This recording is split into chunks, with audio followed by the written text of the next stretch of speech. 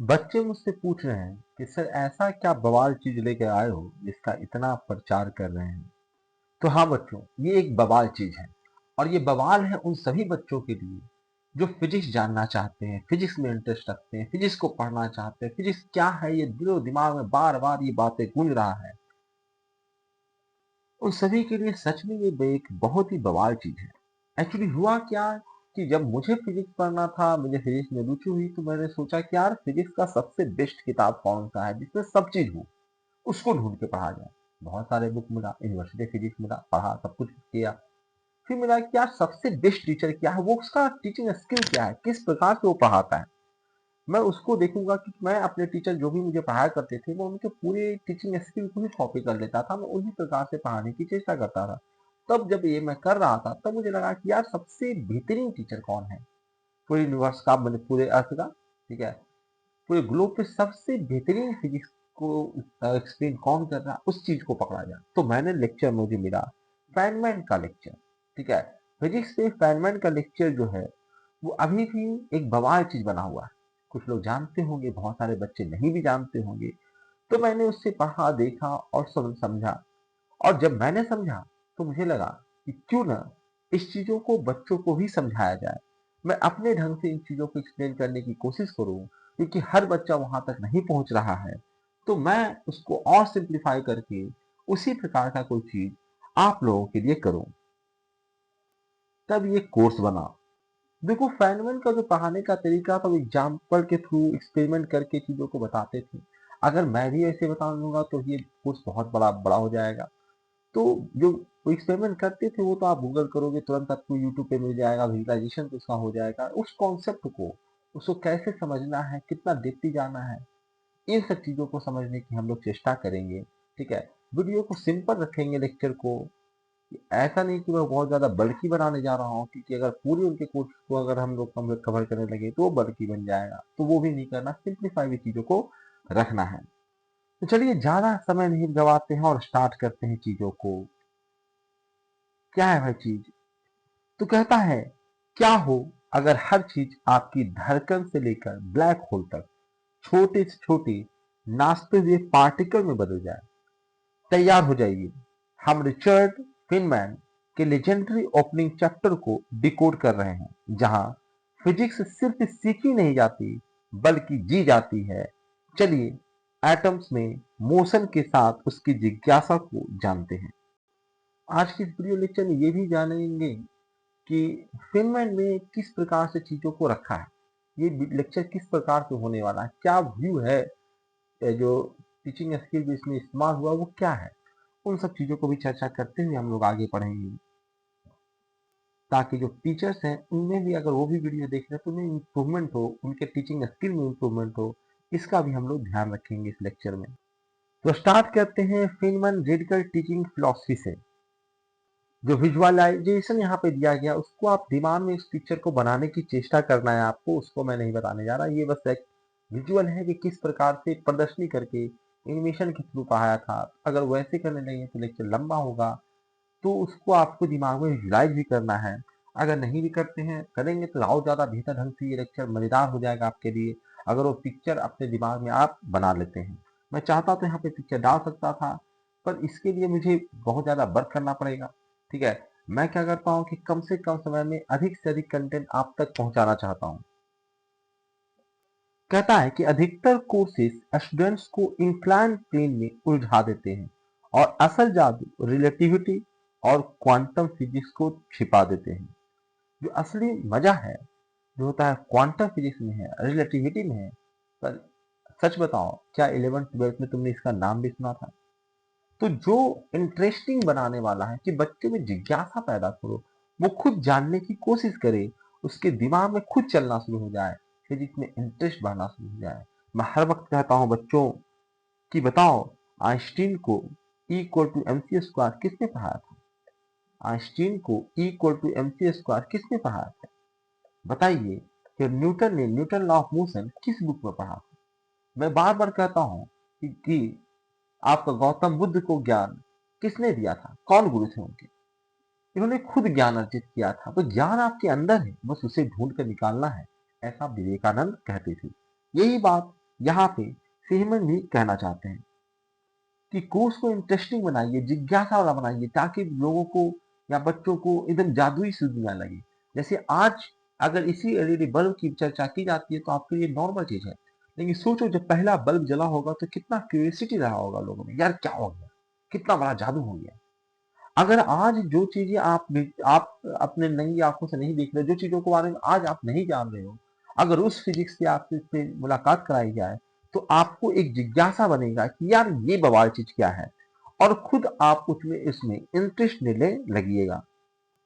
फेहमान ने अपने लेक्चर में क्या किया था, ठीक है, जो मैं भी करने वाला हूँ यहाँ पे उसी प्रकार से हम लोग पढ़ने वाले हैं। कहता है कि उन्हें रिवर्स द ऑर्डर, कहता शुरुआत बड़े आइडिया से करें, एटम्स, अनसर्टेनिटी, मोशन, ताकि क्यूरियोसिटी जो है वो बच्चों में बनी रहे। फिजिक्स पर पेपर इस चीज को ध्यान में रखना है कि इम्बैलेंस, इम्परफेक्शन, कहता है सभी लॉ अप्रोक्सीमेट होते हैं, कोई भी जो है वो परफेक्ट नहीं है। यहाँ पे सब अप्रोक्सीमेशन है, ऐसा होता है, रियलिटी में क्या होता है किसी को कुछ नहीं पता है। कहता है सभी लॉज अप्रोक्सीमेट्स होते हैं, न्यूटन भी पूरी तरह से सही नहीं थे, ठीक है। कुछ भी यहाँ पे कोई भी लॉ बन रहा है वो पूरी तरह से सही नहीं है, कुछ ना कुछ दे जाकर उसका भी एक्सेप्शन निकलना शुरू हो जाएगा।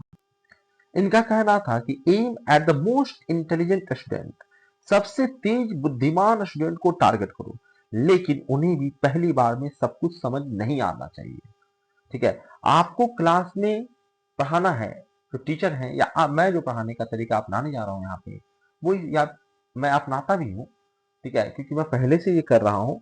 और यहाँ पे भी जो किया जाएगा, कहता है सबसे बुद्धिमान बच्चों को टारगेट करना होता है पढ़ाने के दौरान। सबसे तेज लोग करते क्या है, सबसे बकलोल जो बच्चा है, सबसे कमजोर बच्चा, उसको देखते हैं कि हम ऐसा कुछ पढ़ाएं जो सबसे कमजोर बच्चा को भी समझ में आ जाए। ये टारगेट होता है, ये एक स्कूल का अप्रोच होता है। लेकिन इससे क्या होता है, जितने भी काबिल बच्चे होते हैं सफर करते हैं, और हकीकत तो ये है कि वही काबिल बच्चों को कुछ करना है, उसी में से कोई आइंस्टीन बनेगा, उसी में से कुछ। तो उन बच्चों की जिज्ञासा को खत्म नहीं करना है आपको। और मैं यहाँ ये नहीं कर रहा हूँ कि उस बच्चों को टारगेट करके पढ़ाना शुरू कर देना, नहीं। यहाँ क्या हो रहा है कि उन बच्चों जो सबसे इंटेलिजेंट बच्चे, उनको टारगेट करके आपको डिजाइन करना है कि बच्चों में क्यूरियोसिटी कैसे पैदा की जाए। क्योंकि जो सबसे तेज बच्चा जिन चीजों को जान रहा है, ठीक है, वो चीजें अगर आप बताते हो तो वो बच्चा इंटरेस्ट नहीं लेगा, वो शोरगुल करेगा, वो जान रहा है उन चीजों को, ठीक है। तो क्यूरियोसिटी जगाना है, तो क्यूरियोसिटी कैसे जागेगा, तो टारगेट करना है आपको सबसे इंटेलिजेंट बच्चा, और उसको देख के आपको ये करना है कि सबसे तेज बुद्धिमान स्टूडेंट को टारगेट करो, लेकिन उन्हें भी पहली बार में सब कुछ समझ नहीं आना चाहिए, उसका दिमाग चलना चाहिए।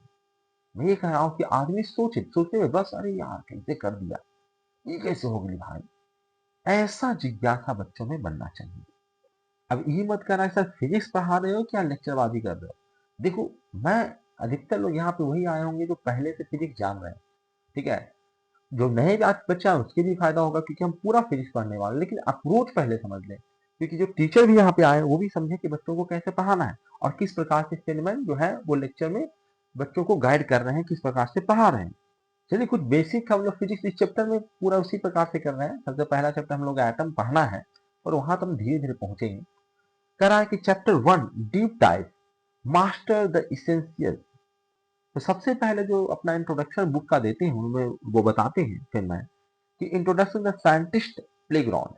कहता फिजिक्स जो है वो एब्सोल्यूट ट्रूथ नहीं है। जनरली हम लोग को लगता है कि सर हर जगह केमिस्ट्री में एक्सेप्शन एक्सेप्शन है, ठीक है, फिजिक्स सर है इसमें कोई एक्सेप्शन नहीं। अरे एक्सेप्शन तभी तक नहीं है जब तक उसके आगे की खोज नहीं हो जाती। जैसे क्वांटम फिजिक्स में आ जाते हो उसे क्लासिकल फिजिक्स गलत होने लगता है, वैसे ही आपका न्यूटन का नियम गलत होने लगता है।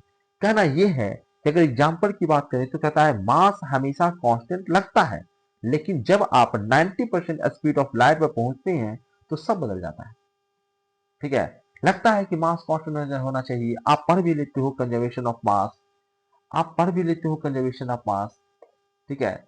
कंजर्वेशन ऑफ मास आपने कई बार पढ़ा होगा, ठीक है। और जैसे ही आप बड़े होते हो तो पता लगता है नहीं मास तो कंजर्व है, ठीक है। मास बढ़ सकता है, मास घट सकता है, ठीक है। मास एनर्जी में कन्वर्ट हो सकता है, ना भी एनर्जी में कन्वर्ट हो, सिर्फ मास को एक्सलरेट कर दो, स्पीड दे दो। और स्पीड कितना दो, तो लाइट के स्पीड के बराबर तो तुम दे नहीं सकते हो। तो आप क्या कीजिए, कम से कम उससे लाइट के स्पीड का 90% भी स्पीड अगर आप दे सकते हो तो वो स्पीड देना शुरू करो, तो आपको मास बढ़ता हुआ नजर आएगा, ठीक है। तो कहना ये चाह रहे हैं कि आप जो चीजें कहते हो कि एब्सोल्यूट है, ये तो हम सही सही जानते हैं फिजिक्स में, ये लॉ है हमारा, ठीक है, ऐसा घंटा कोई लॉ नहीं होता है, ठीक है। ये बस साइंटिस्टों के मन की बहम है कि हम सब चीज जानते हैं, ठीक है। उन्होंने ये अप्रोच लगाया, ये सोचा, ठीक है, उन्होंने ऑब्जर्वेशन देखा कि यार ऐसा यूनिवर्स में बार बार हो रहा है, तो उनको उन्होंने लॉ का फॉर्म दे दिया, ठीक है। लेकिन वहां पे भी एक्सेप्शन है, जब आगे आप पढ़ोगे फिजिक्स में तो वहां पे भी चीजें बदलती हुई नजर आएगी, ये कहना चाह रहे हैं हम। तो फैनमैन का इस पे क्या कहना है? फैनमैन का कहना है आपका, आप देखते जाइएगा, मैं इंकित क्योंकि एक स्लाइड में बहुत कम कंटेंट है तो मुझे इंकित करने की जरूरत नहीं है कि फैनमैन रेजर क्या है इसमें। कहता है every law is temporary answer, कहता है हर लॉ एक टेम्पररी आंसर है जो कभी भी एक नए एक्सपेरिमेंट से गलत साबित हो सकता है, ठीक है। तो पीछे मत पढ़ना, आप जो पढ़ रहे हो उसमें मैं ये स्टार्ट करने से पहले चैप्टर ये आप में बनाना चाहता हूँ कि आप समझिए कि every law is a temporary answer, one experiment always from being overthrow, ठीक है। सबको उठा के फेंक देगा, अगर एक एक्सपेरिमेंट अगर ऐसा आ गया तो उस लॉ को फॉलो नहीं करता है तो सारा का सारा आपका मेहनत जो लॉ बना के बैठे हो इतना बड़ा बड़ा, वो सब के सब बेकार हो गया। बस एक एक्सपेरिमेंट आपके लॉ को गलत साबित कर देगा। गलत साबित करने के लिए बस एक एग्जाम्पल काफी है, आप एक एग्जाम्पल ऐसा दिखा दो जिसमें ग्रेविटेशन फॉलो नहीं हो रहा तो बस ग्रेविटेशन का लॉ गलत हो गया, ठीक है। तो यही बताना चाहते हैं फेमन कि सभी लॉ टेम्पररी होते हैं और सिर्फ एक एक्सपेरिमेंट उसको गलत साबित कर देगा। अब कहते हैं वो आगे कि दो तरह के फिजिस्ट होते हैं, ठीक है। फिजिस्ट दो प्रकार के होते हैं, एक होता है थ्योरिस्टिक्स, जो थ्योरी थ्योरी पढ़ा रहता है कि तुमको चाट चाट के एकदम थ्योरी चटवा चटवा के पकड़ा देता है। दूसरा होता है एक्सपेरिमेंटलिस्ट, जो एक्सपेरिमेंट कर करके चीजों को आपको समझाता है, बताता है, दिमाग में बताता है। तथा थ्योरिस्टिक जो होते हैं नए विचार सोचते हैं, ठीक है, जैसे टाइम डायल्यूशन, क्वांटम फॉर्म, ठीक है। एक्सपेरिमेंटलिस्ट क्या करते हैं, उन विचारों को टेस्ट करते हैं, ठीक है। उनको लगा जैसे कि आपका एक साइंटिस्ट है आइंस्टीन, वो कभी लैब में नहीं गए, उन्होंने सब कोरी करके बस सोची कि ऐसा तो होता है और देखो, क्योंकि भाई लॉजिकली होना है दुनिया में, किसी की मनमानी से नहीं होना। जब भी मैं फिजिक्स पढ़ाता हूँ तो मैं कहता हूँ कि इस दुनिया में अगर ईश्वर है तो भी, मेरा स्टेटमेंट याद रखिए, यदि ईश्वर है तो भी वो आपकी किस्मत के फैसले पास ही फेंक के नहीं करता, यानी कि उसको जो मन में आएगा वो नहीं कर सकता है। अगर ईश्वर है या नहीं है मैं झमेले में नहीं पड़ता, पर अगर है तो भी वो आपके किस्मत के फैसले पास ही फेंक के नहीं कर सकता, जो मन में आएगा वो नहीं करेगा। कुछ फिक्स लॉ से ही दुनिया को चलना है, वही फिजिक्स है, ठीक है। The study of nature and natural laws, यही है आपका फिजिक्स, ठीक है।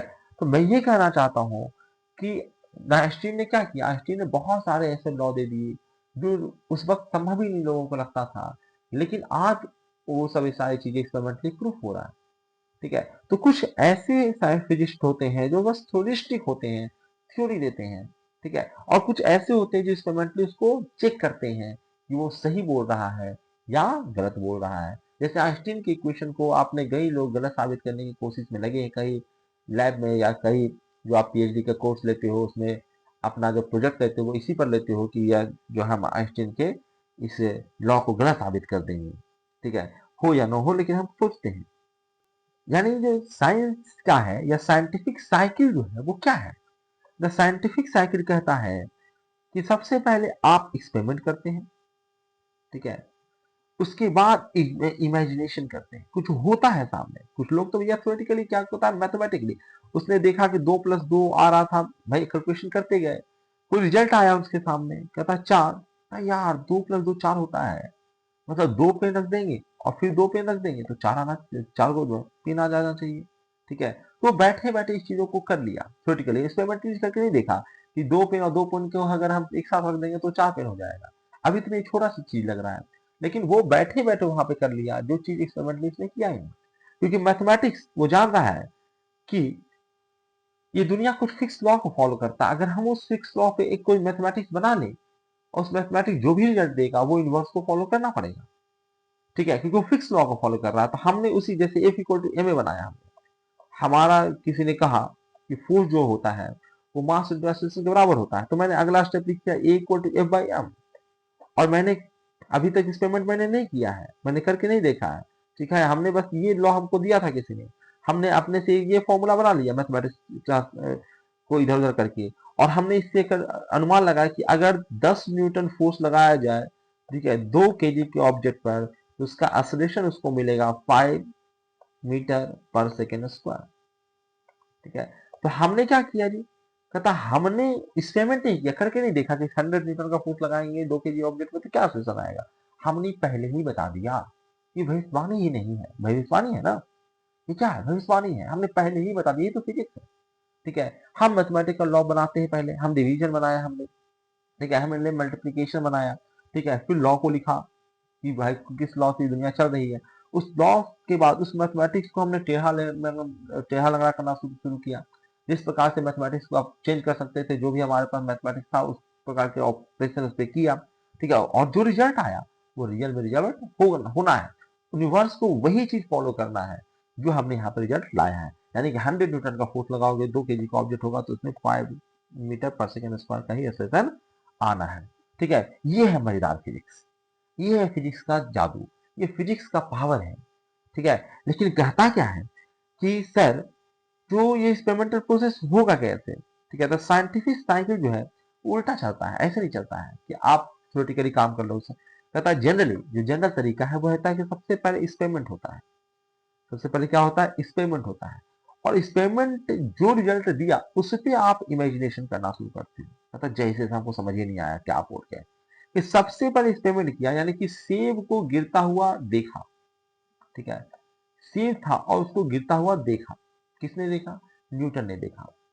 ये है आपका न्यूटन, कहता है उसने सेब को गिरते हुए देखा, तो देखा तो क्या हो जाता है, फिर वो सोचा, इमेजिनेशन किया काहे ऐसा हुआ। ठीक है, और तब उसने अपना एक लॉ दिया, क्या किया जी, लॉ दिया, और यही चीज बार बार रिपीट होता है। ठीक है, साइंटिफिक साइकिल यही चीज बार बार रिपीट होता है, एक्सपेरिमेंट होता है, इमेजिनेशन होता है, और फिर नए नए लॉ बनते हैं। ठीक है, और ऐसा लॉ बनाया जाता है जो इस दुनिया में जो उसके अगेंस्ट ना जाए। फिजिकल लॉ का मतलब होता है जो हो रहा है वो सब, मतलब इस लॉ को फॉलो करना है तभी जाके लॉ है। आज कुछ हुआ कल कुछ और हो जाएगा तो फिर लॉ कहाँ का है। लॉ मतलब हम उस पर रिजल्ट निकाल लें तो भविष्य में जो भी हो वो उसके अनुसार ही हो। ठीक है, हमने जो कह दिया वो होना चाहिए। हमने अगर 5 मीटर पर सेकंड स्क्वायर अगर निकाल लिया एक्सलेशन तो एक्सलेशन आना ही चाहिए। अगर आता है मतलब हमारा लॉ सही है, अगर नहीं आता मतलब कि ऐसे ही झुट्ठो मुट्ठो कुछ तुम कर दी हो। ठीक है, तो ये सारा किस्सा है। चलिए आगे बढ़ते हैं और अब मेन टॉपिक पे आते हैं, एटम जो फर्स्ट चैप्टर था या है। आप फेरमन का बुक भी आप डाउनलोड कर सकते हैं, उसमें भी आप उससे ही पढ़ने की कोशिश कर सकते हैं, या यूट्यूब पे आपको उनके लेक्चर्स भी मिल जाएंगे। अगर उससे भी पढ़ना देखना चाहते हैं तो मोस्ट वेलकम, आप देख सकते हैं। ठीक है, उसके बाद भी अगर आपको लगता है कि यह मेरा लेक्चर आपको देखना चाहिए तो आप यहाँ पे भी मोस्ट वेलकम है।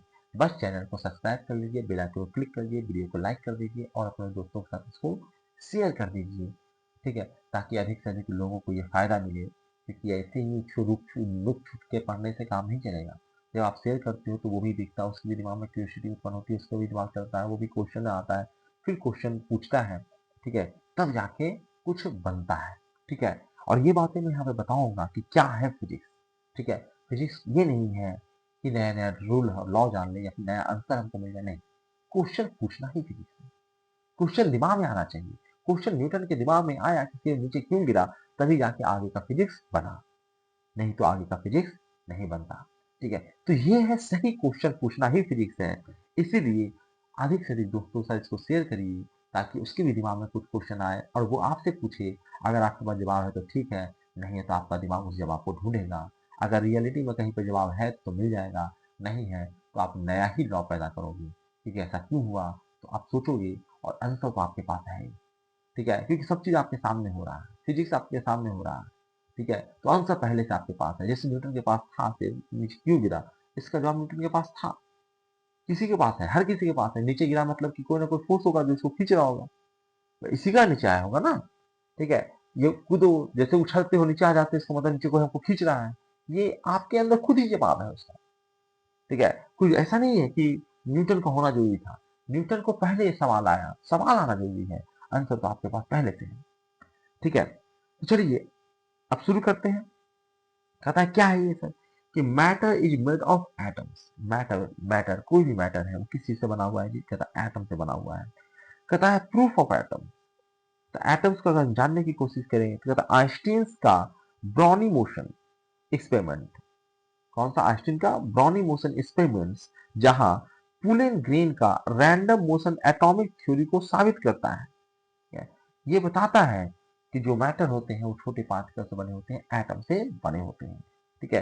बहुत चीजें आप जानते हो, नहीं भी जानते हो तो पेशेंस बना के रखो, मैं अभी आपको बताऊंगा कि इसमें फिजिक्स में पेशेंस बहुत जरूरी है। कोई भी कितना भी इंटेलिजेंट बच्चा हो, ये दावा नहीं कर सकता है कि पहली बार में सब कुछ सीख जाएगा, सब कुछ समझ जाएगा। इसमें फिजिक्स में जो बार बार बच्चों का कंप्लेन आता है समझ नहीं आ रहा। पेशेंस, इंटरेस्ट लीजिए और पेशेंस बना कर रखिए, क्योंकि इतना कॉम्प्लिकेटेड या कॉम्प्लेक्स दुनिया है कि इसमें बहुत सारी थ्योरियां लग रही है। तो उसको धीरे धीरे हमें सीखना पड़ेगा, धीरे धीरे हम समझेंगे। कितना भी इंटेलिजेंट बच्चा हो, मैं खुद हूँ, ऐसा नहीं है कि एक बार में कुछ टीचर ने बताया कि ऐसे तो हो रहा है दुनिया में जी तो मुझे समझ आ गया, नहीं। चाहे आइंस्टीन हो, न्यूटन हो, न्यूटन 10th में फेल हो गए, आइंस्टीन 12th में जाके फेल हो गए। ठीक है?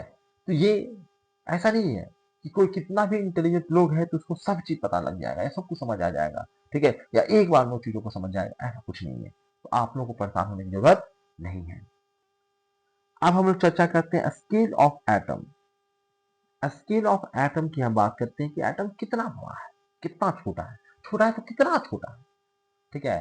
तो अभी कुछ लोग जानते हैं कि एटम कितना छोटा है, पर फिर भी उसको अगर महसूस करना चाहते हो कितना छोटा है, तो ऐसे समझो कि अगर आपने बेसबॉल तो देखे हो ना, कि अगर एटम को आप बेसबॉल इतना मानो कि बहुत छोटा एटम को तुम देख ही नहीं सकती। ठीक है? अगर बेसबॉल को मान लो कि वो अगर एटम है, तो समझ लो कि तुम्हारी लंबाई जो होगी ना, मिल्की वे जो आपका है, मिल्की वे है, ठीक है, सोलर सिस्टम, मिल्की वे आपका तारामंडल जिसको कहते हो, गैलेक्सी कहते हो। ठीक है? मिल्की वे गैलेक्सी में आप रहते हो। कहता आपका जो लंबाई होगा ना वो इस गैलेक्सी को पार कर जाएगा।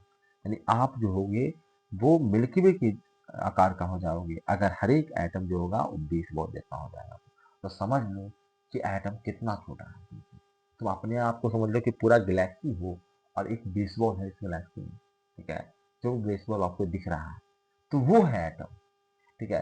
पूरा गैलेक्सी अगर समझ लो कि तुम उतना लंबा तुम हो। ठीक है? यानी पूरा आप मिल्की वे में आप खुद ही सोए हुए हो, तो समझ लो कि एक बेसबॉल तुम्हारे सामने जो है वो एटम के बराबर है। ये है एटम का साइज या उसके स्केल को समझना। तो इस प्रकार से फेमैन जो थे वो इस प्रकार से समझाते थे चीजों को। अब कहता है कि इसलिए क्यों मैटर करता है इतना, क्यों हम इसको पढ़ें, क्यों एटम को हम पढ़ रहे हैं। कहता atoms explain why ice floats. कहता एटम ये समझने समझाता है, ये समझने में मदद करता है कि आइस क्यों तैरता है, डायमंड क्यों चमकता है, और आप अपने चेयर के आसपास क्यों नहीं चले जाते। ठीक है? यानी जो जहां पे चेयर है उसी जगह पे तुम क्यों नहीं चले जाते। ठीक है? And you don't fish through your chair. आप जहां चेयर है वहां पे क्यों नहीं चले जाते। इस चीज को कौन समझाता है?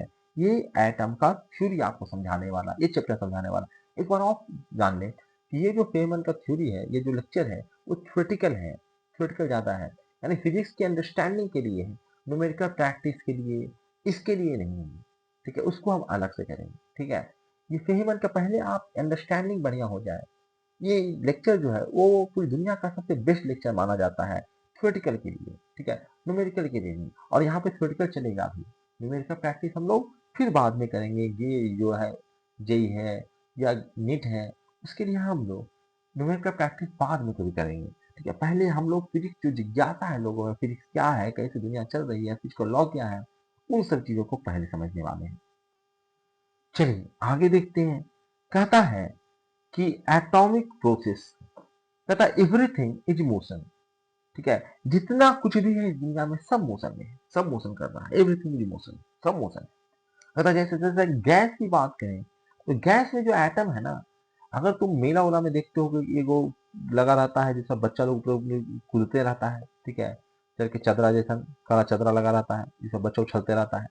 ठीक है? खिलौना टाइप का मतलब उछलने वाला जो मॉल वगैरह में लगा रहता है। कहता है कि उसमें जो बच्चा जिस प्रकार से उछल रहा है ना, उसी प्रकार से समझ लीजिए कि मटेरियल के अंदर एटम जो है उछल रहे हैं। Atoms behaves like hyper kids in a bouncing castle. एक बाउंसिंग कैसल में कूदते हुए बच्चों की तरह एटम जो होता है वो बिहेव करता है। ठीक है? देखो इस प्रकार से फेनमैन जो है वो समझाते थे किसी चीज को एग्जाम्पल लेकर चीजों को, तो हम भी उसी चीज को हमने अपनाया है, उन्हीं का एग्जाम्पल लेने की चेष्टा किया है ताकि चीजों को आप उन्हीं भाव के भाव में समझिए। कहता है सॉलिड, कहता है एटम्स ग्राडलॉक में फंसे हुए सॉलिडर्स की तरह एक्ट करते हैं। ठीक है, कहता atoms act like the soldiers in a gridlock. कहता है गैस में तो इस तरह समझ लो कि बच्चे जिस प्रकार से उछल रहे हैं ना, ठीक है, वो जो उछलने वाला जो रहता है काला वाला चदरा लगा था मॉडल में, जैसे बच्चे उछलते रहते हैं, तो उसमें जिस प्रकार से बच्चे उछलते रहते हैं उसी प्रकार से एटम भी जो होता है गैस में उछलता रहता है, इधर उधर मोशन करता रहता है। लेकिन अगर सॉलिड बात करो, जिस प्रकार से सॉलिड अगर फंस नहीं जाते हैं कहीं पे, ठीक है, ग्रिड लॉक में, उस प्रकार से समझिए कि सॉलिड में एटम्स फंसे हुए हैं, अकड़े हुए हैं, ठीक है, किसी और से बंधे हुए हैं, इस प्रकार से। ठीक है, तो ये है समझाने का तरीका और समझने का तरीका, ताकि आप महसूस कर पाओ कि एक्चुअली हकीकत में किस प्रकार से एटम अरेंज है वहां पे। और थोड़ा सा और विजुलाइज करना है तो इसको गूगल कर लो। गूगल मतलब यूट्यूब पे सर्च करिए, उसके वीडियो को देखिए, ठीक है, कि एटम किस प्रकार से गैस में इधर उधर मूव कर रहा है। भाई आजकल तो एआई का जमाना है, एआई सिमुलेशन से आप कुछ भी देख सकते हो। ठीक है, हर चीज को आप चाहते हो विजुलाइज करना तो उसको आप या तो पहले से ही बहुत सारे वीडियो बना हुआ है तो वहां भी देख सकते हो, या फिर नया वीडियो अपना क्रिएट भी कर सकते हो। लेकिन हम लोग उतना समय नहीं देंगे। ठीक है, समय ज्यादा बर्बाद नहीं करना, चीजों को समझना है और उस चीज को देखना है जिसको ज्यादा विजुलाइज करने की जरूरत है कि भाई हकीकत में कैसे एटम चल रहा होगा। तो आप बस गूगल करिए, यूट्यूब पे जाके सर्च करिए, आपको ढेर सारे वीडियो आ जाएंगे। कहोगे तो मैं पिन भी कर दूंगा, मुझे कमेंट में बस देना सर इसको हम देखना चाहते हैं, कौन वीडियो ऐसा है हमको यहाँ पे सजेस्ट कर दीजिए, मैं उसको पिन कर दूंगा आपको। ठीक है, तो उसको यहाँ पे फिर से वीडियो मैं भी बनाऊँ, जो पहले से वीडियो बना हुआ है उसे मैं समय क्यों बर्बाद करूँ, जो पहले से यूट्यूब पे उपलब्ध है। ठीक है, आप कहोगे सर ये कोर्स भी उपलब्ध है, कि ये पढ़ाने का तरीका मेरा वाला और उनका वाला अलग है। यूट्यूब पे कोई भी इतना फ्री कोर्स नहीं दे रहा है, आपको पैसे पेड करने पड़ते हैं। फ्री में कोई एडवर्टाइजमेंट मेरे वीडियो पे नहीं आता है, ये चीजें आपको नहीं मिलने वाला हर जगह। फिर भी आप इसको शेयर नहीं करते हो, पता नहीं तुम तो महान आदमी हो। तो कितना सिंपल सी चीजों को मैंने समझाया है। ठीक है, और उन्होंने समझाया इसलिए मैंने भी समझाया है। मैंने लिखा है क्या, heat equal to atomic vibration. ठीक है, हीट कुछ और नहीं, हीट दोगे मतलब कि जो एटम है, चाहे आप गैस में दो, गैस तो पहले ही एटम इधर उधर डोल रहा है, तो उसको हीट दोगे और इधर उधर डोलेगा, उसका प्रेशर बढ़ जाएगा। ठीक है, क्योंकि प्रेशर है क्या है कि पर एरिया पे जो फोर्स लगता है वही है, जो तो एटम ज्यादा वाइब्रेट करेगा, ज्यादा इधर उधर जाएगा, ज्यादा टकराएगा तो प्रेशर बढ़ जाएगा। तो ये खुद ही समझने की चीजें हैं। कहता है कि आपने हीट दिया तो इसका मतलब क्या होगा, एटॉमिक वाइब्रेशन होगा। ठीक है, कहता है boiling water just atom seeking themselves into process। कहता है कि बॉइलिंग वाटर, अगर पानी को गर्म करते हो तो क्या हो रहा है, कहता है यहाँ सिर्फ एटम के रैंडमली सेक होने का नतीजा है वो। पानी जो गर्म हो रहा है उसमें कुछ और नहीं हो रहा है, उसके मॉलिक्यूल जो है वो सेक कर रहे हैं। ठीक है, जैसे सेक बनाते हो, मिल्क शेक बनाते हो ना, कि उसमें आप मथ देते हो जिस प्रकार से। ठीक है, आप चाह देते हो ग्राइंडर चलाते हो, मिक्सी चलाते हो, मिक्सी में जाकर पीस देते हो, तो उसमें भी किस प्रकार से अंदर सेक होता है। ठीक है, अंदर जो सेकिंग होता है उसका, या पानी जो आपको दूध गर्म रहता है तो इधर उधर डुला डुला के आप उसको ठंडा करते हो, तो सेक कर रहे हो ना। ठीक है, तो वो जो सेकिंग कर रहे हो वही हो रहा है, एटम इधर उधर सेक कर रहा है। और सेक करने से क्या होता है, पार्टिकल इधर उधर चले जाते हैं, मिक्सअप हो जाता है। ठीक है, मिलाते हो तुम उसको, उसी प्रकार से जो होता है एटम भी जो होता है, अगर पानी को गर्म करते हो तो वहां पे एटम का रैंडम सेकिंग होता है। अब इसमें फेहमन का ट्विस्ट जानिए। फेहमन का कहना है, हेमंत साहब का कहना है कि यदि ये जो एटम है वो फ्रीज हो जाए, जम जाए, तो कहता है टाइम वुड स्टॉप। ये कहते हैं कि पूरा समय ही रुक जाएगा। अगर एटम फ्रीज हो जाए तो समय रुक सकता है, कम से कम दर्शन शास्त्र के अनुसार तो यही है। ठीक है, क्योंकि हकीकत में ये हो रहा है, मैंने शुरू में कहा कि हकीकत में क्या होगा तो एक्सपेरिमेंट करके नहीं पता लगेगा। ठीक है, लेकिन ये कहना है कि अगर एटम फ्रीज कर जाए, रुक जाए, तो समय रुक जाएगा। ठीक है, और तुम महसूस करना चाहते हो तो महसूस, भाई एटम अगर मोशन रुक जाएगा, उसका उसका वाइब्रेशन रुक जाएगा, तुम भी तो रुक जाओगे, तुम्हारा भी तो हाथ में तो आंख मुंह घुमाने और हिलाने की बात कर रहे हो, तुम्हारा अगर हर एक एटम फ्रीज कर जाएगा, तुम कहाँ बचोगे, जिंदा कहाँ बचोगे तुम। ठीक है, टाइम रुकने का मतलब होता है एकदम स्थिर हो जाना, उससे आगे नहीं बढ़ना। तुम्हारे लिए भी समय रुक गया, तुम एकदम जैसे समझ लो कि मर गए हो, रीड रोल नहीं कर रहे हो, तुम्हारा विचार भी नहीं चल रहा है, कुछ भी नहीं है, शून्य। मतलब रुकना मतलब रुकना, तो महसूस करना मतलब टाइम हो गया। ठीक है, टाइम नहीं चलेगा, एटम मूवमेंट नहीं होगा। ठीक है, अगर आप सोचते भी हो तो ब्लड सर्कुलेशन होता है माइंड में, तब जाकर सोचते हो। इस प्रकार से बिना इलेक्ट्रिसिटी के आपका आपका कंप्यूटर नहीं चल सकता, उसी प्रकार से बिना ब्लड फ्लो आपके माइंड में नहीं होगा, ठीक है, तब तक आप सोच नहीं सकते हो। ठीक है, कुछ भी प्रोसेस नहीं हो सकता है। जिस प्रकार से इलेक्ट्रिसिटी बिना बगैर कंप्यूटर का हो कि बहुत ज़्यादा दिमाग है कंप्यूटर के पास काम कर देगा, नहीं। उसी प्रकार से आपका भी दिमाग नहीं काम कर, खाना नहीं खाओ, ठीक है, धीरे-धीरे क्या होगा, जब तक एनर्जी नहीं खत्म हो जाएगा तो क्या आपका दिमाग काम कर लेगा? नहीं करेगा, ठीक है। और दिमाग काम करने का मतलब, बंद करने का मतलब ब्रेन डेड, ठीक है।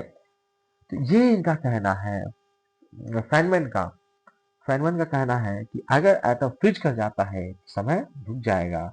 और ये कम से कम कह रहे हैं कि दर्शन शास्त्र के अनुसार तो यही है। देखिए भैया, हम कोई मतलब ये नहीं है कि हमने जो बोल दिया वो सत्य है, ठीक है, क्योंकि हमने करके दिखा तो नहीं, हमने ये अनुमान लगाया है, तो इन्होंने पहले ही कहा है कि फिलोसफिकली तो कम से कम ऐसा ही है।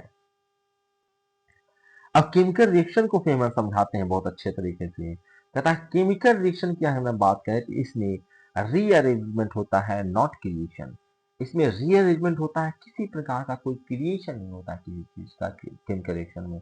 केमिकल रिएक्शन में अगर तुम्हारा ये वहम है कि सर यहाँ तो सी और O2 मिला दिए तो सर CO2 बन गया, कोई नया गैस बन गया है सर, कुछ नया क्रिएशन हुआ है। कहता केमिकल रिएक्शन में कभी भी नया क्रिएशन नहीं होता है, ठीक है। वहां पे क्या होता है, तो रीअरेंजमेंट होता है, नॉट क्रिएशन होता है। एटम जो होते हैं वो रीअरेंज होते हैं, पहले से किसी और प्रकार से जुड़ा हुआ था, अब किसी और के साथ कोई और जुड़ गया है, किसी और के साथ किसी और का सेटिंग हो गया है। बस वही केमिकल रिएक्शन है। पूरी केमिस्ट्री में आप यही पढ़ रहे हो, इसका सेटिंग उसके साथ हो गया, उसका सेटिंग इसके साथ हो गया, इसके साथ चल रहा था तो ऐसा किस्सा चल रहा था, उसके से हट के उसके साथ सेटिंग हो गया तो किस्सा बदल गया, क्या घर का कंडीशन बदल गया, वक्त हालात जज्बात सब बदल गए। ये कहता है, ये कहता है जैसे, कहता है कि बर्निंग बर्निंग बर्निंग वुड, ठीक है, burning would equal two atoms नए पार्टनर से जुड़ रहे हैं, ठीक है। बर्निंग वुड में क्या होता है, burning would is just atom swapping partners, partners बदल रहा है, ठीक है, अपना जोड़ा बदल रहा है। जैसे आप लोग नया नया सेटिंग करते हो, 2 दिन इसके साथ है, 2 दिन उसके साथ रहेंगे, 2 दिन इसके साथ रहेंगे, ठीक है। वो आज ज्यादा मान रही है, उसके साथ ज्यादा घुमाते हैं, ठीक है। वो लड़का ज्यादा खर्चा कर रहा है तो थोड़ा उसके साथ घुमाते हैं। यही सेटिंग यहाँ पे चल रहा है, ठीक है। अगर आप लकड़ी को जला रहे हो, उसका मतलब कार्बन जो है वो सेटिंग कर लिया है ऑक्सीजन के साथ, ठीक है, तब बना रहा। और कार्बन ही नहीं है इसके पास, कार्बन हाइड्रोकार्बन है, ठीक है, हाइड्रोजन और कार्बन दोनों है यहाँ पे, ठीक है। तो यहाँ पे क्या हुआ, तो कहता है हाइड्रोजन कार्बन के साथ जुड़ा हुआ था, अब हाइड्रोजन ऑक्सीजन को देख के ऑक्सीजन के साथ जुड़ गया, हाइड्रोजन को छोड़ दिया तो हाइड्रोजन भी ऑक्सीजन के साथ जुड़ गया, और आपको कार्बन डाइऑक्साइड और वाटर मिला है, ठीक है। यहाँ पे कुछ और नहीं हो रहा है, कहता burning would equal two atoms नए पार्टनर से जुड़ रहे हैं, यानी कि CO2 और वाटर बन रहा है, ठीक है। अब देखो इंटरेस्टिंग चीज समझिए, ठीक है। यहाँ पे देखो इंटरेस्टिंग बनाया जा रहा है, जैसे क्या कहता है स्टारडस्ट लेगेसी, इस चीज को समझिए। कहता है कि आपके नाखून में, आपके खून में मौजूद जो आयरन है, नाखून नहीं, आपके खून में जो मौजूद आयरन है किसी मरते हुए तारे के अंदर बना था, ठीक है। तो तारा मरा था, उसके अंदर जो आयरन बना था वही आयरन आपके ब्लड में चल रहा है। Stardust legacy, the iron in your blood was formed in dying stars core, ठीक है। जो आप खून में, आपके ब्लड में जो आयरन है वो किसी मरते हुए तारे के अंदर बना था, ठीक है। ये जो टर्म्स आपके पीछे आ रहे हैं ये आपको सोचने पर विवश करता है, ये आपके फिजिक्स को और इम्प्रूव करता है, आपके विचारों को इम्प्रूव करता है, आपको इंटरेस्ट बना के रखता है फिजिक्स में जो कोर्स चल रहा है उसमें। तो ये शानदार होने वाला है इस कोर्स में। अभी भी अगर सवाल कर रहे हो तुम कि why Feynman approach is revolutionary, आके फेमन फेमन जो पढ़ाया है उनका स्टाइल जो है वो अभी भी रेवोल्यूशनरी क्यों माना जाता है, इन चीजों को भी देख लेते हैं। कहता है कि इनको जब पढ़ाना होता है तो कहता है Easter eggs, inductance, energy bands और क्वांटम लिफ्ट्स के हिंट्स वो पहले ही देते चले जाते हैं। और यहाँ भी हम भी जब आपको ये पढ़ा रहे होंगे तो जो टर्म्स आप पढ़ने वाले हैं उसको आप पहले ही यूज कर रहे होंगे। आपको लगेगा क्या कि क्या बोल गया, ऐसे आप इतना ध्यान देते भी नहीं। ऐसा नहीं है कि आप मूवी देख रहे हो तो हर चीज आप उसमें समझ जाते हो, नहीं। बहुत सारी चीजें तो आप सुनते भी नहीं हो ढंग से, तब भी मूवी समझ में आ जाता है। वही यहाँ पे होगा, आप बहुत सारे टर्म आपके मुंह सामने से गुजर जाएंगे, आप पहली बार सुन रहे हो उस पर ध्यान भी नहीं दोगे।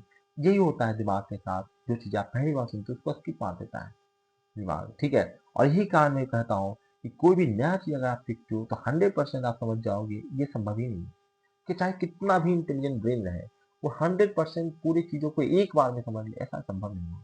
तो आपको एक्चुअली उसको मल्टीपल टाइम्स पढ़ने होते हैं। मेरे टीचर कहा करते थे कि अगर किसी में पारंगत करना है तो आपको कम से कम 10 बार उस चीज को रिवाइज करना पड़ेगा, तब जाकर रिवाइज करना मतलब उसी चीज को बार बार देखोगे, जितनी बार देखोगे उतनी बार नई नई चीजें सीखोगे, उसमें और भी चीजें आपको समझ में आए कि अरे यार ये ऐसे होता था क्या, हमने तो पढ़ा था तो हम सोच भी नहीं किए थे कि ऐसे होता था। ठीक है, तो जितनी बार पढ़ोगे उतना ज्यादा चीजें सीखोगे। तो जब भी कोई टर्म पहले आप सुन लेते हो, यूज कर लेते हो, उस वर्ड का डेफिनेशन वगैरह कुछ नहीं जान रहे हो, पर फिर भी बार बार वो शब्द आ रहा है, वो वर्ड्स बार बार आ रहा है, तो उसकी अंडरस्टैंडिंग आपकी बन जाती है कि इसका मतलब ये होता होगा। आपका दिमाग समझ जाता है इसका मतलब ये होता होगा, तभी यहाँ पे जब भी ऐसा होता है तो बच्चे कैसे समझते हैं, ये चम्मच है, ये है, वो क्या करता है, क्या इसको बार बार ये लोग चम्मच बोल रहा है, इसको जो छोटा बच्चा 1 साल का बच्चा है, देखो मेरा छोटा बच्चा है भतीजा, वो इस प्रकार से मोबाइल देख लेता है, सब चीज वो चला रहा है मोबाइल में, यूट्यूब वगैरह वो 6 महीना का था तभी से चला रहा है वो। ठीक है, वो चाहे बंद करके मोबाइल दे दो, मोबाइल का हर जगह की को दबा देगा बस देख कर, वो आपको देखा है दबाते दबाते वो सीख जा रहा है। ठीक है, तो माइंड के पास बहुत ज्यादा टैलेंट है, बहुत ज्यादा इंटेलिजेंट है वो, आपको लगता है कि आप नहीं जानते, माइंड को सब पता है। ठीक है, तो यही कहता है कि फ्यूचर टीचर्स, कहता है कि वो फ्यूचर टीचर्स आपको देते जाते हैं, जो पढ़ना है उसकी टीचर्स आपको पहले ही मिलता जाता है। ठीक है, कहता है wait till you see how atoms explain lightning and MRI machine, कहता है रुको, एटम्स यह कैसे समझाते हैं कि लाइटनिंग कैसे बनती है और एमआरआई मशीन कैसे काम करता है। ठीक है, वो यहाँ पे ये भी चीजों को समझाते जाते हैं। उनका ये कहना है focus on the spine of ideas atomic motion before advance math, कहता है पहले बुनियादी विचारों पर ध्यान दो, एटॉमिक मोशन के बाद आपको एडवांस मैथ पे जाना है। ठीक है, हम लोग क्या करते हैं, जैसे कि आपने भी पढ़ा होगा, अगर फिजिक्स पढ़ा होगा आपने, ठीक है 11th में, तो सबसे पहले आपको मैथमेटिक्स पढ़ाना शुरू कर देते हैं। ठीक है, बेसिक मैथमेटिक्स और फिजिक्स मैं भी पढ़ाता हूँ, ऐसा नहीं कि नहीं पढ़ाता हूँ, क्योंकि क्या करें मजबूरी है। अगर हम कोई मैं कोचिंग चला रहा हूँ, अगर मैं कोई दूसरा चैप्टर पढ़ाना शुरू तो बच्चा गायब हो जाएगा। ठीक है, कहता है सामने ये चल रहा है, ये क्या पढ़ाना शुरू कर देता है। ठीक है, लेकिन मैं उस लेवल पे नहीं हूँ ना, मैं फेवर नहीं हूँ। ठीक है, मैं उस लेवल पे जाऊंगा जब मैं अपने ढंग से कुछ कोर्स को स्ट्रक्चर बना पाऊँ कि मैं इस प्रकार से मेरे पास बच्चा आ जाए कि सर ये आपकी जी में इसको फिजिक्स बता दीजिए, इसको कुछ नहीं आ रहा है, तब ना मैं अपने यहाँ से डिजाइन करूंगा। उसमें आज के बच्चे क्या है भाई, आए कि सर आप पढ़ा दीजिएगा, उसको अगला दिन बच्चा गायब, पूछेगा कि सर, मैं पूछूंगा गार्जियन से कि बच्चा क्यों नहीं आ रहा है, कि सर आप पढ़ाते हैं समझ नहीं आता है। अरे बेवकूफ आदमी, समझ उसको सवाल रहा है, वो कह रहा है कि वाह वो यहाँ पे ऐसे पढ़ा रहा था, अब क्या पढ़ा रहा है पता नहीं लग रहा।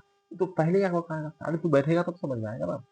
ठीक है, और समझ नहीं आ रहा है समझ तुम्हारी गलती है, तो समझना नहीं चाह रहे। ठीक है, ऐसा नहीं है कि देखो कोई चीजें होता है कि जल्दी समझ समझ में आ जाता है, कुछ चीजें आसानी से समझ में आ जाता है, लेकिन समझ ही ना आए, मतलब वो टीचर क्या वो उर्दू उर्दू बोल रहा है, उर्दू फारसी बोल रहा है, क्या ऐसा बोल रहा है कि वो समझ में नहीं आ रहा है। वो कॉन्सेप्चुअल ही बातें कर रहा होगा, अगर साइंस का टीचर है तो कॉन्सेप्चुअल बातें कर रहा होगा, इसके बाद ये आया, इसके बाद ऐसे ये, वो लॉजिक ही दे रहा होगा। ऐसा थोड़ा नहीं कि कुछ ऐसा चीज बोल दे रहा है कि तुमको पल्ले नहीं पड़ रहा है। ठीक है, तो आप लोग समझने की चेष्टा नहीं कर रहे हो, वरना यही होगा कि कोई चीजें जो होता है कॉम्प्लेक्स चीजें जो है, बहुत सारे टीचर होता है बहुत ही इजीली ढंग से आपको एक्सप्लेन कर देते हैं, बता देते हैं, दिखा देते हैं। ठीक है, कुछ लोग उसको थ्योरेटिकली वो चटवाता रहता है, थ्योरी थ्योरी चाटो लो। ठीक है, तो ये है चीजें। कहता है फीनमैन मंत्रा क्या है अभी, फीनमैन का मंत्रा क्या है, कहता है अगर आप कंफ्यूज हो रहे हैं तो इसका मतलब है कि आप सीख रहे हैं। ठीक है, ये फीनमैन का मंत्रा है और यही मेरा मंत्रा है। ठीक है, मैं भी अपने बच्चों को यही चीजें बोलता हूँ, ऐसा नहीं कि ये मैंने यहाँ से इनसे सीखा है उसके बाद, मैं पहले भी बोलता था ये, और अब तो मैं देख ही रहा हूँ कि सब लोग यही सजेस्ट कर रहे हैं कि confusion is proof, proof you are learning. Confusion अगर आपको हो रहा है इसका मतलब है कि आप सीख रहे हो। ठीक है, पर आज के बच्चे क्या थोड़ा सा कंफ्यूजन हुआ तो वो टीचर ही बदल देते हैं, तो बदलते रहो, फिर वो आसान सा वो ऐसा टीचर ढूंढ के पास पहुंचोगे जिसकी कोशिश होगी भैया इसको कैसे पैसा बटोर लो इससे, इसको समझ में तो ऐसे भी कुछ नहीं आने वाला है, कुछ मीठा मीठा बात करके इससे पैसा बटोर दो, और ऐसे ही कोचिंग में जाके आप फंसे होते हो। और जो बच्चा ऐसा करता है, ठीक है, क्या वो समझ नहीं आ रहा, समझ नहीं आ रहा, और समझ ना आने का टीचर बदल देता है। ठीक है, और इधर उधर बदलता रहता है, इसका मतलब है, ठीक है, अगर वो ज्यादा बदल रहा है, कुछ लोग तो होता है कि ठीक है भाई कहीं गया कुछ का लैंग्वेज समझ में नहीं आ रहा है सर, क्या बोल रहे हो, गुटखा खा के बोल रहे हो, पता नहीं लगता है सर। तो कुछ बच्चे जो होते हैं कहीं की कुछ जगहों से चेंज कर लेते हैं, या कुछ कोई उसको बेहतर टीचर मिल जाता तब चेंज कर लेते हैं, वो अलग मैटर है। लेकिन ये कहा कि ऐसा समझ ही नहीं आ रहा है, कुछ पता ही नहीं लग रहा है, पल्ले ही नहीं पड़ रहा है, इस कारण से अगर कोई टीचर को बदल ले रहा है, ठीक है, तो इसका मतलब वो समझ लेना कि उसका रिजल्ट पे तुमको दिख जाएगा कि वो बढ़िया रिजल्ट रह ही नहीं सकता उसमें। ठीक है, कहना कि कंफ्यूजन ही है रीजन कि आपको समझ में आ रहा है, कंफ्यूजन ही प्रूफ है। अगर समस्या हो रही है इसका मतलब आप लर्न कर रहे हैं, सीख रहे हैं, तभी जाके आपको कंफ्यूजन हो रहा है। जो दिमाग ही नहीं लगा रहा है उसको क्या कंफ्यूजन होगा। How to dominate this chapter. तो कहते हैं कि थिंक इन अप्रोक्सीमेशन। कहता है खुद से पूछो न्यूटन कब फेल होते हैं, आइंस्टीन कब टेक ओवर करते हैं। ठीक है, ये खुद से पूछने की जरूरत है आपको। आइंस्टीन कब फेल हुआ, क्या है, कितनी बार फेल हुआ, या आप खुद से पूछिए when does Einstein take over, कब उसने गिव अप कर दिया, मुझसे नहीं हो पाएगा। ऐसा हुआ क्या, अगर होता तो वो कभी इतने बड़े साइंटिस्ट नहीं हो पाते। ठीक है, तो आइंस्टीन न्यूटन को ही पढ़ रहे हो तो उनसे सीखिए। कंफ्यूजन उन्हें भी हुआ, समस्या उन्हें भी हुई, उन्हें भी चीजें समझ में नहीं आई। ठीक है, उन्हें भी बहुत जगहों पे तकलीफें हुई, आपको भी होगी, सबको होती है। ठीक है, इससे गिव अप नहीं करना है। ठीक है, इससे हार नहीं मानना है, आपको सीखने का प्रोसेस जारी रहेगा। कहता है कि अगर फिजिक्स सीखना है तो आपको कहता है कि प्ले डिटेक्टिव, जासूस बनिए, जासूस की तरह खेलिए। कहता है एटॉमिक बिहेवियर को अगर समझना है तो एटॉमिक बिहेवियर को रोजमर्रा की जिंदगी में पहचानो, देखो कहाँ एटम किस प्रकार से काम कर रहा है, जासूस की तरह देखो एटम किस प्रकार से घूम रहा है। देखिए कि साल्ट पानी में क्यों घुलता है, बैलून क्यों फूटता है, ठीक है, या फूलता क्यों है और फूटता क्यों है, ये सारी चीजें आप देखो समझो।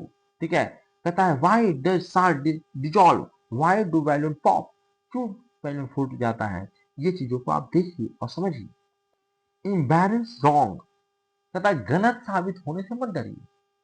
कोई दुनिया तो इसी में डरी पड़ी है हुई है कि सर क्वेश्चन पूछेंगे गलती ना हो जाए। ठीक है, हम जो नियम लगा रहे हैं वो गलती साबित ना हो जाए। अरे ऐसा नहीं है, कहता सेवरेट और डेटेड लॉज, कहता जो गलत साबित हो गए या गलत साबित हो जाएगी उसके लिए शर्मिंदा होने की जरूरत नहीं है। पुराने लॉज को सेलिब्रेट करो, यही नए डिस्कवरी की सीढ़ी होते हैं। यही जो जो होता है वो आगे आपको नए डिस्कवरी तक ले जाएगा। नए लॉ तभी बनेंगे ना जब पुराने लॉ सीखोगे। अभी ये कहोगे सर ये अगर आप बोल रहे हो सर कि सब लॉ को परफेक्ट नहीं है, ये गलत हो जाएगा, फिर भविष्य में नया लॉ आ जाएगा, फिर से पढ़ना पड़ेगा। अरे मूर्ख, डेली नया अपडेट आ जा रहा है। आप प्ले स्टोर चला रहे हो, यूट्यूब चला रहे हो, यूट्यूब पर डेली नया अपडेट आ जा रहा है। यूट्यूब का नया अपडेट आ रहा है, तुम फिर चार गेम खेल रहे हो, डेली नया अपडेट आ जा रहा है, नया बंदूक आ जा रहा है। क्या नहीं कर रहे हो, मोबाइल आ गया नया अपडेट हो गया, नहीं चला रहे हो, अप टू डेट अपने आप को किए ना। उसी प्रकार से क्या पुराना वाला नहीं कर रहे थे कि सर नया 5G आ जाएगा तो तुमने 2G चले भी नहीं किया कि सीधे 5G चला लेंगे। अब 5G चला देगा 10G नहीं आएगा, आगे नहीं आएगा, आगे जी वाला नहीं आएगा, आएगा ना। तो ये कह रहा है कि आप पुराने लॉ को सेलिब्रेट करो, एंजॉय करो। ठीक है, क्यों एंजॉय करना, क्योंकि इसी से आपको नए लॉ मिलने वाले हैं। यही सीढ़ी बनेगा आपको आगे बढ़ने के लिए। Celebrate outdated laws, they are stepping stones to genius. ठीक है, नए डिस्कवरी तक पहुंचने के लिए यही आपकी सीढ़ी बनने वाला है। अब कहता है the bigger picture why atoms rule science. पूरे साइंस को रूल करता है कौन, एटम। सब कुछ होना जाना है एटम से ही, एटम के बिहेवियर से ही। पूरे मैकेनिकल प्रॉपर्टी मैंने अभी पढ़ा रहा था, स्ट्रेंथ ऑफ मटेरियल्स।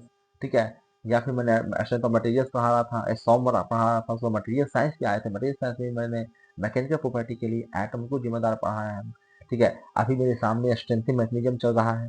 ठीक है, मेरे टीवी पे, ठीक है, स्क्रीन पे मेरा वीडियो चल रहा है जिसमें मैं देख रहा हूँ चीजों को। तो एस्टेंटिक मैकेनिज्म में मैंने बताया था कि एटम के अरेंजमेंट में यही सारा कुछ होना है, सारा खेल होना है। यानी कि यही यही कहना चाहते हैं फेमन साहब।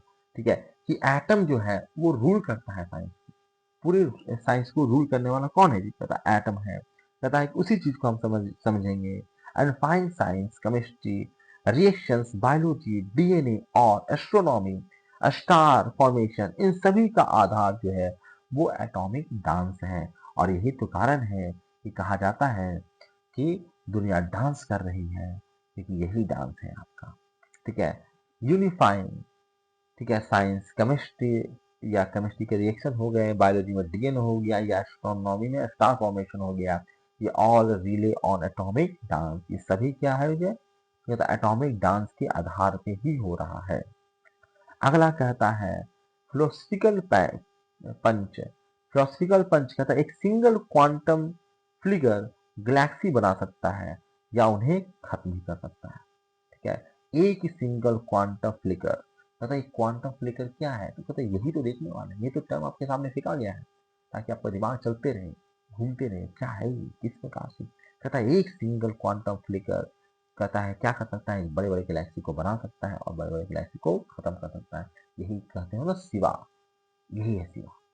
ठीक है, फिजिक्स में यही शिवा है जो आपसे भगवान करते रहते हो। ठीक है, यही है शिवा जो गैलेक्सी को एक पल में बना सकता है और एक पल में मिटा सकता है। टीचर व्हाट कमिंग नेक्स्ट, क्या आप तैयार हैं यह देखने के लिए कि एटॉमिक चोस कैसे लाइटनिंग बनाता है या क्वांटम जिटर्स टेलीपोर्टेशन को कैसे संभव बना सकता है। तो सब्सक्राइब कर लीजिए मेरा चैनल को, क्योंकि वीडियोज आते रहेंगे। और अगर आपने सब्सक्राइब करके नहीं रखा मेरे चैनल को तो मैटर गड़बड़ा जाएगा, फिर बार बार ढूंढते रहोगे। चैनल को सब्सक्राइब कर लीजिए, बेल आइकन क्लिक कर लीजिए ताकि जैसे ही मैं नेक्स्ट वीडियो इसका अपलोड करूँ आप तक उसका नोटिफिकेशन पहुंच जाए। अगर फेहमैन को जाने, फेहमैन के विचारों को जाने, फिजिक्स को के बारे में वो क्या विचार रखते थे, किस प्रकार से फिजिक्स को बताते थे, तो इन्होंने कहा है physics is imagination in a straight jacket of experiment. ढेर सारे एक्सपेरिमेंट से जो इमेजिनेशन निकलता है वही है फिजिक्स।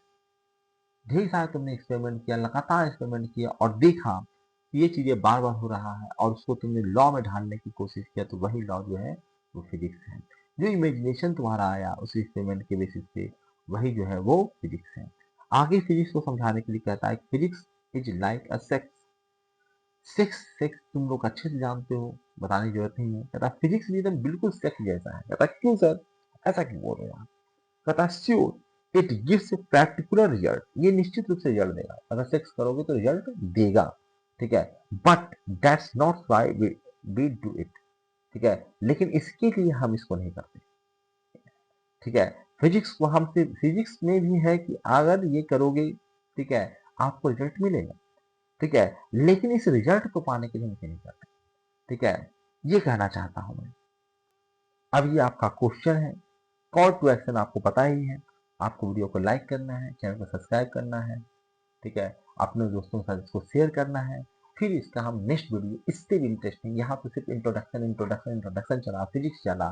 ठीक है, हल्का फुल्का हमने एटम का बेसिक इंट्रोडक्शन देखा, पर नेक्स्ट वीडियो में हम लोग एटम को और अच्छे से जानने वाले हैं, क्योंकि पहला चैप्टर आपका एटम ही है।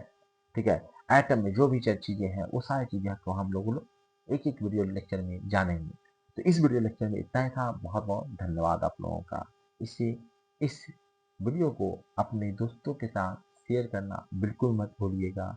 बहुत ही मेहनत के साथ टाइम देकर रात भर जग जग कर आप लोगों के लिए ये वीडियो लेक्चर रिकॉर्ड किया जाता है। इसे शेयर कीजिएगा तो मुझे मोटिवेशन मिलेगा। मैं अभी आपका टैब तक आया हूँ, अभी आपके लिए रजिस्टर बोर्ड आएगा और फिर आपका ये खान सर और जो भी सर हैं आपके, ठीक है, उस तरह के आपके वीडियो, उस तरह के एंगेजमेंट के साथ ये सब चीजें, कंटेंट चीजें। ठीक है, ये नहीं सिर्फ जोक चल रहा है, मजाक चल रहा है, मस्ती चल रहा है, नहीं।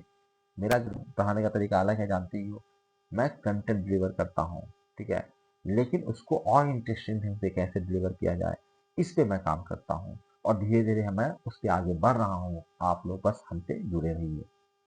आज के इस वीडियो लेक्चर में इतना ही था। बहुत बहुत धन्यवाद।